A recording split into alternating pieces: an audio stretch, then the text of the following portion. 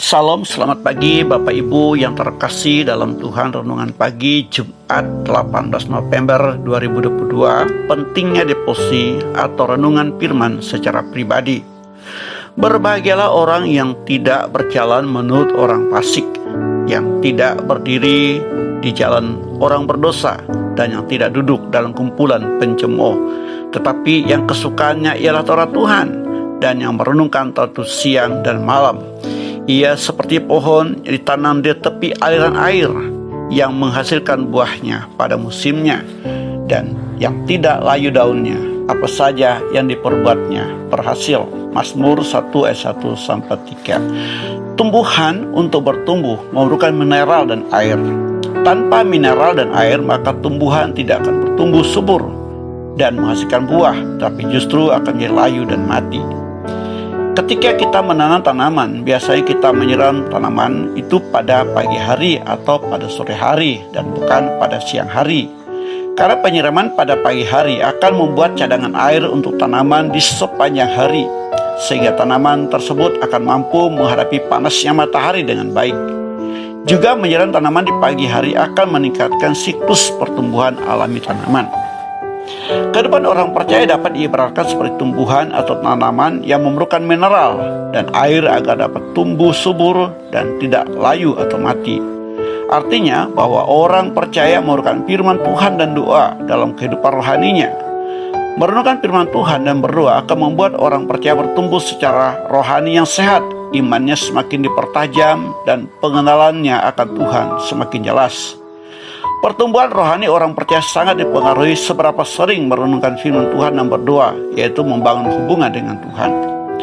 Dalam kitab Mazmur 1 ini, pemazmur sangat mengerti tentang tumbuhan.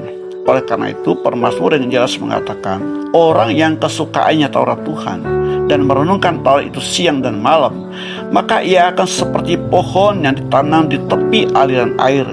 Ia akan menghasilkan buah pada musimnya. Daunnya tidak akan layu, dan apa saja diperbuatnya pasti berhasil. Mazmur 1 ayat 2 dan 3. Jadi mengapa kita perlu merenungkan firman Tuhan dan berdoa?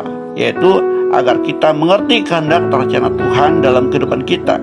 Kita akan bertumbuh subur dalam Tuhan. Iman kita akan semakin naik, bukan turun. Merenungkan firman Tuhan dan berdoa harus lahir dari dalam diri orang percaya. Merenungkan firman Tuhan dan berdoa adalah suatu sikap penyerahan diri secara total kepada Allah dan mengakui kedaulatan Allah dalam hidupnya, sehingga hidupnya berpusatkan kepada Kristus. Kapan waktu yang terbaik merenungkan firman Tuhan? Hal ini tergantung pada diri kita masing-masing. Artinya kita sendiri yang tahu kapan saya melakukannya. Dalam Alkitab, Tuhan Yesus sebagai teladan yang agung memulai pagi hari. Dikatakan pagi-pagi benar, waktu hari masih gelap, ia bangun dan pergi.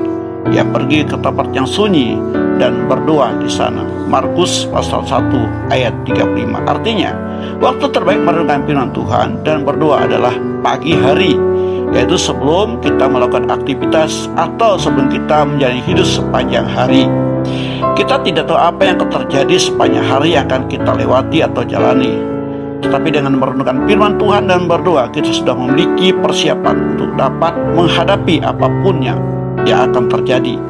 Kita akan kuat dan mampu karena Tuhan ada bersama kita.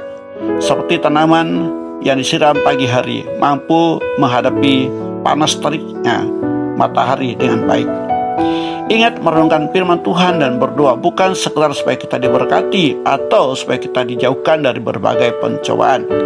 Tetapi merenungkan firman Tuhan dan berdoa harus menjadi gaya hidup orang percaya dan menjadikannya sebagai makanan dan minuman setiap saat. Lakukan bagian kita bila Tuhan melakukan bagiannya. Tuhan tahu batas kemampuan kita. Tuhan tahu apa yang kita perlukan. Tuhan tahu apa yang menjadi pergumulan kita.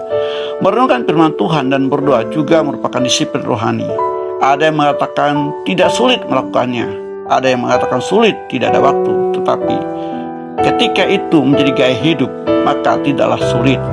Hal yang penting untuk diingat yaitu komitmen.